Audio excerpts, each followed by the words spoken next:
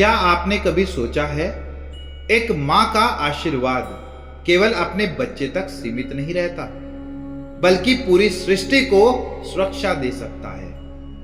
अगर एक मां का प्रेम इतना विशाल हो, तो क्या हम भी अपने भीतर वही करुणा जगा सकते हैं? नवरात्रि का 5वां दिन मां स्कंद माता को समर्पित है। उन्हें ब्रह्मांड की पालनहार और अपार करुणा की देवी कहा जाता है। उनका नाम पड़ा स्कंद, यानी भगवान कार्तिकेय की माता होने के कारण। लेकिन आज मैं आपको उनकी एक ऐसी कथा सुनाने जा रहा हूं जो शायद आपने पहले न सुनी हो।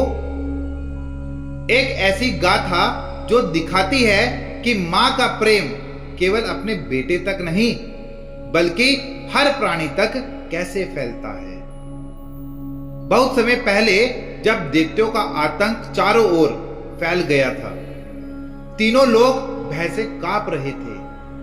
देवताओं ने मां पार्वती से प्रार्थना की। मां ने हंसकर कहा, मां का हृदय केवल अपने पुत्र के लिए नहीं, हर जीव के लिए धड़कता है। उस समय कार्तिकेय बालक थे। युद्ध की तैयारी के बीच एक अनजान पक्षी अपने टूटे पंखों के साथ मां के पास आ गिरा। युद्ध भूमि में जाने से पहले मां ने उस पक्षी को अपनी गोद में लिया।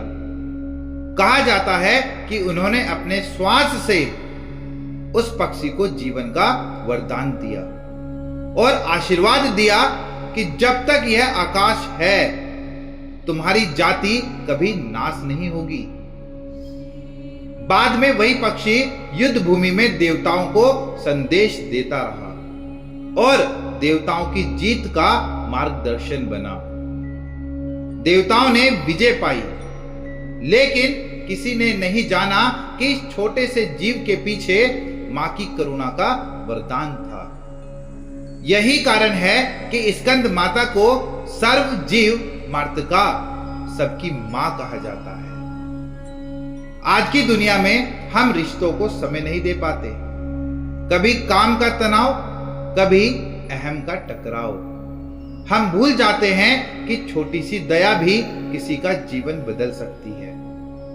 सोचिए, मां स्कंद माता ने युद्ध के समय भी एक घायल पक्षी को नहीं भुलाया।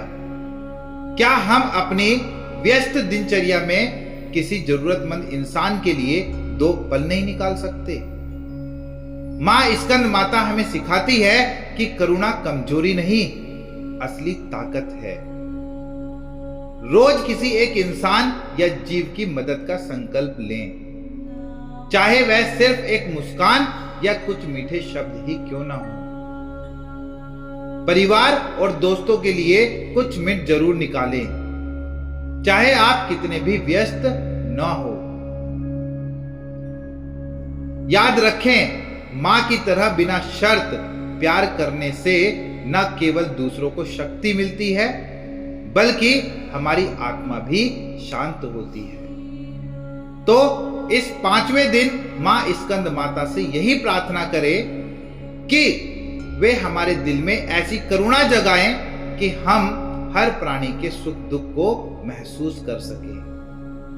क्योंकि जब प्रेम सीमाओं से मुक्त होता है, तब ही संसार में सच्चा उजाला आता है। कमेंट में लिखिएगा, जय मां स्कंद माता, हर हर महादेव, जय श्री कृष्णा।